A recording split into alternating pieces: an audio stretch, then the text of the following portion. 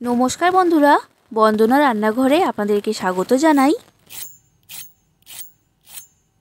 আওয়াজ শুনে বুঝতেই পেরেছেন এটা কতটা মুচমুচে তৈরি হয়েছে। আজ আমি আপনাদের সাথে সুজি দিয়ে তৈরি একটা বিকালের স্ন্যাক্স রেসিপি শেয়ার করছি।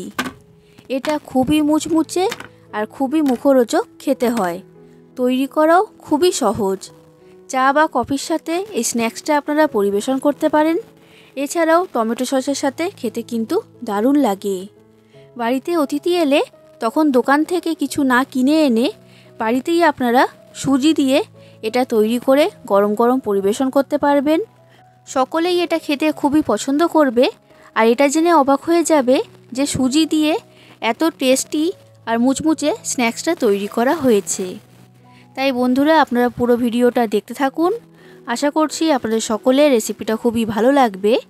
আর আপনারা যদি আমার চ্যানেলে নতুন এসে থাকেন তাহলে আমার চ্যানেলটা সাবস্ক্রাইব করার জন্য অনুরোধ রইল। এই স্ন্যাক্স রেসিপিটা তৈরি করার জন্য আমি এখানে একটা বড় বাটির মধ্যে নিয়ে নিচ্ছি 1 কাপ সুজি। এবার এই কাপের মাপ করেই আমি এর মধ্যে দিয়ে দিচ্ছি 1 কাপ বেসন। যতটা পরিমাণ সুজি নেবেন ততটা পরিমাণ বেসনই এখানে দিতে হবে। এবার দিয়ে দিচ্ছি 4টে কাঁচা লঙ্কা কুচি আর 2টো মাঝারি সাইজের পেঁয়াজ কুচি। পেঁয়াজটাকে ছোট ছোট করে কেটে আমি এখানে দিয়েছি। আর এরপর দিয়ে দিচ্ছি ধনেপাতা কুচি। এবার আমি এখানে নিয়েছি 1 কাপ জল। যে কাপের মাপ করে সুজি আর বেসন নিয়েছিলাম ওই কাপের মাপ করেই জলটা এখানে দিতে হবে। এবার অল্প অল্প করে জল দিয়ে সুজি আর বেসনটাকে ভালো করে মিশিয়ে নেব। আর এখানে একটা মিশ্রণ তৈরি করতে হবে। জলটা একসাথে দিয়ে দিলে সুজি আর বেসনটা ডেলা পাকিয়ে যেতে পারে। বন্ধুরা, আপনাদের কাছে যদি মেজারিং কাপ না থাকে তখন আপনারা ঘরে থাকা যে কোনো একটা কাপ বা বাটি নেবেন আর সেটা মেপে প্রত্যেকটা উপকরণ এখানে নিয়ে নেবেন, তাহলেই হবে। তো দেখুন বন্ধুরা, এই মিশ্রণটা আমার তৈরি করা হয়ে গেছে। আর এই রকম ঘন করে মিশ্রণটা তৈরি করেছি। এবার এর মধ্যে আমি দিয়ে দিচ্ছি সামান্য পরিমাণ হলুদের গুঁড়ো। হলুদ দেওয়ার কারণে রঙটা খুবই সুন্দর হবে। এরপর দিচ্ছি 1 চামচের মতো লঙ্কার গুঁড়ো। আপনারা যতটা ঝাল খেতে পছন্দ করেন সেই অনুযায়ী দিয়ে দেবেন। এরপর দিয়ে দিচ্ছি 1/2 চামচ ভাজা জিরে গুঁড়ো আর 1/2 চামচ ভাজা ধনে গুঁড়ো। এখানে ভাজা জিরে গুঁড়ো আর ভাজা ধনে গুঁড়ো দেওয়ার কারণে এই স্ন্যাক্সের টেস্টটা খুবই ভালো হবে। এবার দিয়ে দিচ্ছি স্বাদ অনুযায়ী লবণ আর ছোট চামচের 1/2 চামচের মতো চিনি। চিনিটা এখানে অবশ্যই ব্যবহার করবেন। এবার দিয়ে দিচ্ছি ম্যাগি মশলা। তো আমি এখানে 2 চামচ ম্যাগি মশলা দিয়েছি। ম্যাগি মশলা দেওয়ার কারণে এটা খুবই চটপটা বা মুখরোচক খেতে হবে। এবার আমি এর মধ্যে দিয়ে দিচ্ছি 1 কাপ জল। তো এই জলটা অল্প অল্প করে দিয়ে এটাকে ভালো করে মিশিয়ে নিতে হবে। আর খুব ভালো করে এই মিশ্রণটাকে ফেটিয়ে নিতে হবে যাতে প্রত্যেকটা উপকরণ ভালোভাবে মিশে যায়। আর এই মিশ্রণটা কিন্তু ভালো করে ফেটানোর ফলে অনেকটাই ফুলে উঠবে, কারণ এর মধ্যে সুজি দেওয়া রয়েছে। বন্ধুরা, আপনারা বাড়িতে অবশ্যই একবার এই স্ন্যাক্স রেসিপিটা তৈরি করে খেয়ে দেখবেন। এতটাই টেস্টি খেতে হয় যে একবার বানিয়ে খেলে কিন্তু বারবার এটা বানিয়ে খেতে মন চাইবে। চপ, সিঙ্গারা এইসব খাওয়া কিন্তু আপনারা ভুলেই যাবেন। আর রেসিপিটা ভালো লাগলে লাইক করে দেবেন, শেয়ার করে দেবেন আর কমেন্ট করে জানাবেন কেমন লেগেছে আপনাদের এই রেসিপিটা। আর আমার চ্যানেলটা যদি এখনও পর্যন্ত সাবস্ক্রাইব না করে থাকেন তাহলে অবশ্যই আমার চ্যানেলটাকে সাবস্ক্রাইব করে দেবেন। তো দেখুন বন্ধুরা, এই মিশ্রণটা আমার তৈরি করা হয়ে গেছে। আর এই মিশ্রণটা তৈরি করতে আমার এইখানে 2 কাপ জল লেগেছে। জলের মাপটাও আপনাদেরকে বলে দিলাম যাতে আপনাদের বুঝতে সুবিধা হয়।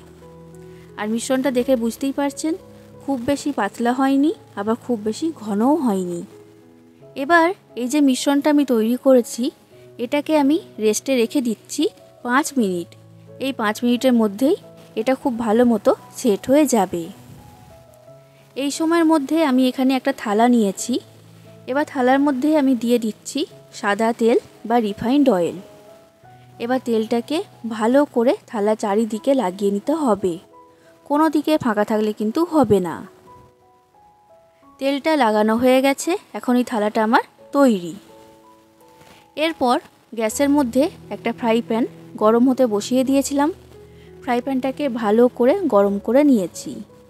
এবার ফ্রাই প্যানের মধ্যে 2 চামচ সাদা তেল আমি দিয়ে দিলাম।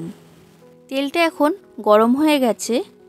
এবার তেলের মধ্যে দিয়ে দিচ্ছি হাফ চামচের মতো গোটা জিরে আর হাফ চামচের মতো কালো সর্ষে।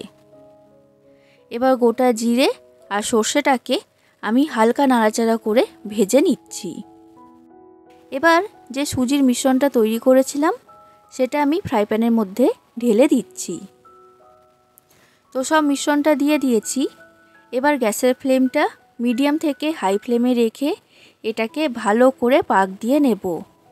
কিছুক্ষণ পাক দেওয়ার সাথে সাথেই আপনারা দেখতে পাবেন এটা একটা মণ্ড আকারে তৈরি হতে শুরু করে দেবে। তো দেখুন বন্ধুরা, এটাকে আমি খুব ভালো করে পাক দিয়ে নিয়েছি আর এটা একটা মণ্ড আকারে তৈরি হয়ে গেছে। এর থেকে বেশি শক্ত করব না, তখন কিন্তু স্ন্যাক্সটা তৈরি করতে অসুবিধা হবে। এই অবস্থাতেই আমি গ্যাসের ফ্লেমটা বন্ধ করে দিলাম। এটা এখন আমার তৈরি। এবার গরম থাকা অবস্থাতেই এই মণ্ডটাকে আমি তেল মাখিয়ে রাখা থালার মধ্যে নিয়ে নিচ্ছি। আর থালার মধ্যে আগে থেকেই তেল লাগিয়ে রেখেছিলাম, তো সেই কারণে এই সুজির মিশ্রণটা থালার গায়ে আটকিয়ে যাবে না। এবার গরম থাকা অবস্থাতেই এই সুজির মণ্ডটাকে হাত দিয়ে সমান করে দিতে হবে।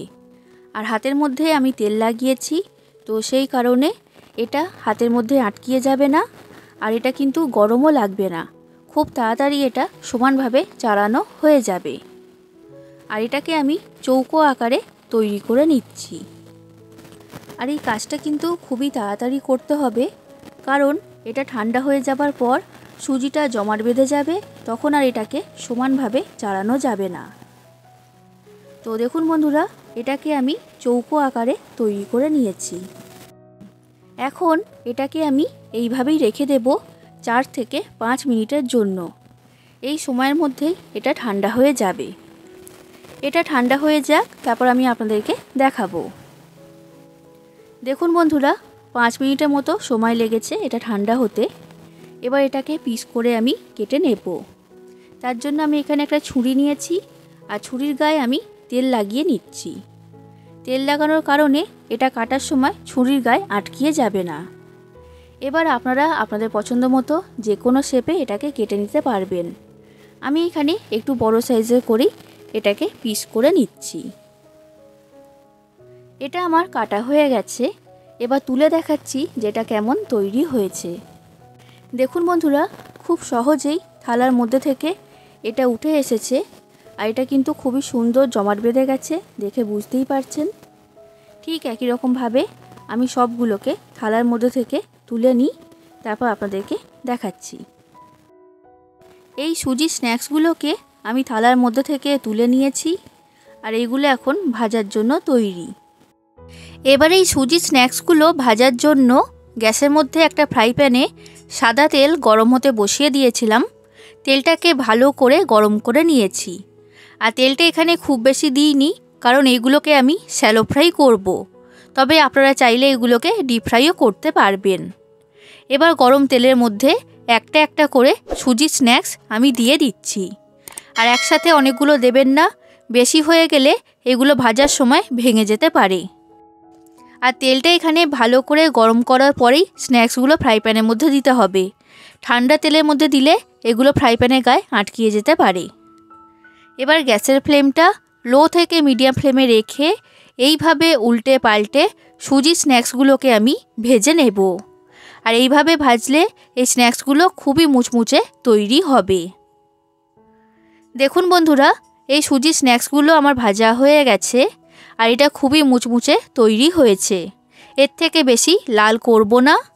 এবার তেলের মধ্যে থেকে এগুলোকে আমি তুলে নিচ্ছি। আর ঠিক একই রকমভাবে বাদবাকি সব সুজি স্ন্যাক্সগুলোকে আমি ভেজে নেব। আর ঠিক একই রকমভাবে বাদবাকি সব সুজি স্ন্যাক্সগুলোকে আমি ভেজে নেব। বন্ধুরা, আপনারা বাড়িতে অবশ্যই একবার এইভাবে সুজি স্ন্যাক্স বানাবেন আর কেমন লেগেছে সেটা জানাবেন।